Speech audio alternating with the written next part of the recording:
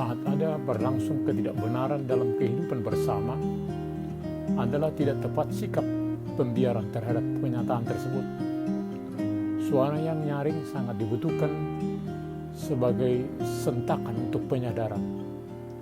Bila mana arus ketidakbenaran terganggu, pasti ada ketersinggungan, kemarahan, serta pelarangan untuk menyatakan hal-hal benar. Ternyata panggilan Tuhan tidak untuk dibatalkan, sehingga tetap melanjutkan menyuarakan kebenaran, baik lisan maupun tertulis. Menyuarakan suara Tuhan tidaklah hanya oleh kaum Lewi saja, tetapi kalangan mana saja yang bersedia dipakai Tuhan untuk bersuara oleh otoritas dari Tuhan sendiri. Memang sangat dibutuhkan kuasa otoritas ini, sebab hal ini dapat kita lihat dalam keseharian di masa pandemi ini. Hanya mengingatkan pakai masker saja dalam keseharian membutuhkan keberanian, sebab selalu ada perlawanan dari yang merasa benar. Dan kita harus ingat, segala yang bertentangan dengan kehendak Allah adalah kejahatan. Selamat hari Minggu ke-6 setelah Trinitatis, Bapak, Ibu, anak-anak kami yang dikasihi Yesus Kristus. Biarlah kita hidup setia di dalam firman Tuhan. Immanuel. Mari kita berdoa. Damai sejahtera Allah yang melampaui segala akal akan memelihara hati dan pikiranmu dalam Kristus Yesus. Amin. Firman Tuhan di hari Minggu ini tertulis dalam Amos 7 ayat 10-17. Lalu Amazia, imam di Betel, menyuruh orang menghadap Yerobeam, raja Israel, dengan pesan, Amos telah mengadakan persepakatan melawan Tuanku di tengah-tengah kaum Israel. Negeri ini tidak dapat lagi menahan segala perkataannya. Sebab beginilah dikatakan Amos, Yerobeam akan mati terbunuh oleh pedang, dan Israel pasti pergi dari tanahnya sebagai orang buangan. Lalu berkatalah Amazia kepada Amos, "Lihat, pergilah, hanyalah ke tanah Yehuda, carilah makananmu di sana, dan bernubuatlah di sana. Tetapi jangan lagi bernubuat di Betel, sebab inilah tempat kudus raja, inilah bait suci kerajaan." Jawab Amos kepada Amazia, "Aku ini bukan nabi, dan aku ini tidak termasuk golongan nabi, melainkan aku ini seorang peternak dan pemungut buah ara hutan. Tetapi Tuhan mengambil aku dari pekerjaan mengiring kambing domba, dan Tuhan berfirman kepadaku, pergilah, bernubuatlah terhadap umatku Israel." Maka sekarang dengarkanlah firman Tuhan, engkau berkata, janganlah bernubuat menentang Israel, dan janganlah ucapkan perkataan menentang keturunan Ishak. Sebab itu beginilah firman Tuhan, istrimu akan bersundal di kota, dan anak-anakmu laki-laki dan perempuan akan tewas oleh pedang. Tanahmu akan dibagi-bagikan dengan memakai tali pengukur. Engkau sendiri akan mati di tanah yang najis, dan Israel pasti pergi dari tanahnya sebagai orang buangan. Kepedulian tidak hanya ditunjukkan dengan puji-pujian, tetapi juga memperingatkan hal-hal yang salah untuk boleh diperbaiki. Siapakah yang senang saat antriannya diserobot orang lain? Lalu apakah kita akan berani memperingatkan seseorang yang tidak peduli kepada antrian saat dilihat yang datang ini adalah seorang yang sangat ditakuti banyak orang? Apalagi tidak semua orang senang menerima nasihat. Dan biasanya mereka inilah yang tidak mau berubah dalam hidupnya. Ketidakadilan selalu berulang terjadi di atas bumi ini, terutama ketika yang memperlakukan ketidakadilan tersebut tidak menyadari perilaku tersebut tidak benar. Yang penting baginya adalah keuntungan atau kenyamanan sendiri. Maka harus ada yang bersedia diutus Tuhan menyatakan suara kebenaran. Imam di Israel Utara gerah karena ada seorang nabi dari luar negeri Yehuda tetangga mereka mengatakan hukuman Allah atas raja dan warganya. Sang nabi sedang melawan raja dengan negara Israel Utara. Dia mengadukan nabi dengan menyuruh seseorang menghadap raja menyatakan kejadian itu yang dianggap mengganggu stabilitas dan keamanan negara. Lalu dia menyuruh nabi itu yang disebut pelihat untuk pulang ke negaranya. Terutama dia memandang seseorang menurut asumsinya bahwa nabi tersebut sedang cari panggung sekaligus cari nafkah di tempatnya. Maka diminta supaya cari makan di tempat sendiri. Begitulah ketika seseorang melihat dirinya sebagai ukuran bagi orang lain. Nabi yang bernubuat dikiranya adalah cari nafkah di Israel Utara. Namun nabi tersebut yang bernama Amos menyatakan apa pekerjaannya sebelumnya, yakni menggiring kambing domba dan pemungut buah ara hutan. Justru dia dipanggil dari tempat kerjanya serta diutus bernubuat di Israel Utara. Dia bukan sedang mencari gaji atau honor dari istana Raja Israel Utara, tetapi dia nabi Tuhan yang sedang menyuarakan apa kehendak Tuhan. Jadi berbeda dengan Amazia yang melayani raja, yang melihat pekerjaannya sebagai cari nafkah atau nabi kerajaan sebagaimana pengakuannya. Lalu dia mengatakan apa yang diminta Tuhan untuk dikatakan. Janganlah bernubuat menentang Israel dan janganlah ucapkan perkataan menentang keturunan Ishak. Mereka terlena dalam status sebagai umat pilihan Allah. Padahal walaupun mereka keturunan Ishak dan luar biasa dalam peribadahan, tetapi mengabaikan perintah Allah dengan perselingkuhan rohani. Lalu tidak peduli kepada sesama dalam kasih dan keadilan. Untuk perilaku inilah mereka diperingatkan. Bila tidak bertobat, akan dihukum. Sebab itu beginilah firman Tuhan. Istrimu akan bersundal di kota, dan anak-anakmu laki-laki dan perempuan akan tewas oleh pedang. Tanahmu akan dibagi-bagikan dengan memakai tali pengukur. Engkau sendiri akan mati di tanah yang najis. Dan Israel pasti pergi dari tanahnya sebagai orang buangan. Inilah akibat ketidakpedulian dengan peringatan Allah bagi umatnya. Dan kemakmuran yang sedang mereka nikmati juga menjadi penghalang untuk sadar bagaimana mereka yang sedang menikmati kesuksesan negaranya akan menjadi buangan, kehilangan tanah, dan sebagainya. Begitulah seseorang yang mengungkapkan firman Tuhan, apa yang difirmankannya, itu jualah yang dikatakan. Jadi bukan memuji, memberkati seseorang yang sedang berlaku tidak benar, membiarkan orang bersalah saja tidak baik adanya, maka tetaplah menyuarakan kebenaran. Suara Tuhan akan selalu lebih berharga dari nilai apapun di atas bumi ini. Jangan sampai bungkam oleh uang, jabatan, atau sesuatu hal yang berharga menurut dunia ini. Bagaimanakah setiap orang menyuarakan kebenaran bukan karena uang?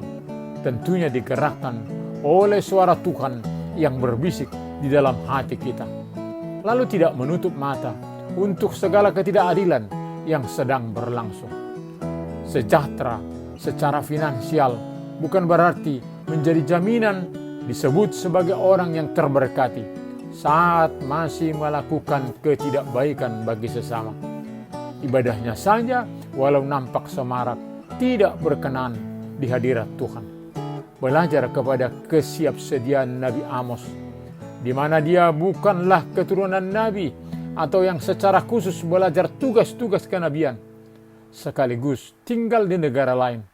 Ternyata saat ada banyak nabi yang sudah digerakkan oleh uang untuk bekerja dan hidup dari rutinitas yang tidak lagi bekerja menjadi pembaharu, sangat dibutuhkan seseorang yang berani tanpa tedeng aling-aling menyuarakan suara Tuhan. Maka di mana ada ketidakadilan, umat percaya akan hadir di sana menyuarakan kebenaran Allah, sekaligus berjuang sehingga keadilan terjadi. Bersimpati dan berempati serta peduli saat berlangsungnya ketidakadilan. Hal ini juga dipengaruhi oleh emosi positif yang disegarkan selalu oleh firman-Nya. Lalu bagi kita, ketika ada suara teguran yang sesuai dengan firman Tuhan di media sosial atau langsung disuarakan kepada kita, hal ini perlu disyukuri, dilihat sebagai anugerah Tuhan yang patut diterima dengan lapang dada dan boleh menerimanya untuk membawa perubahan hidup. Amin. Mari kita berdoa. Terima kasih Bapa untuk firman-Mu di minggu ini. Kami akan selalu siap sedia menyatakan kebenaran-Mu dimanapun kami berada.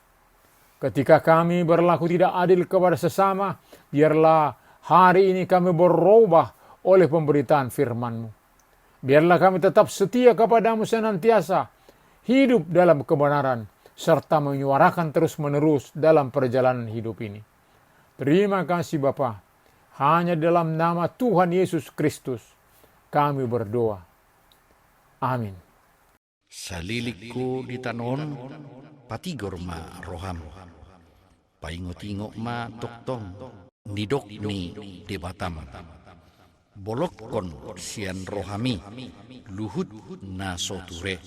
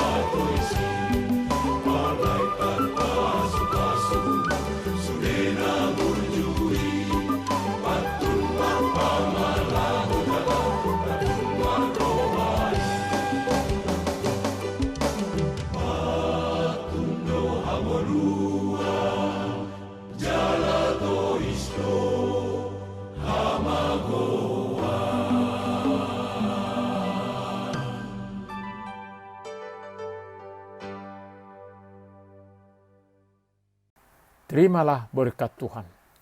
Tuhan memberkati engkau dan melindungi engkau. Tuhan menyinari wajahnya kepada engkau dan memberi engkau kasih karunia. Tuhan menghadapkan wajahnya kepadamu dan memberi engkau damai sejahtera. Amin.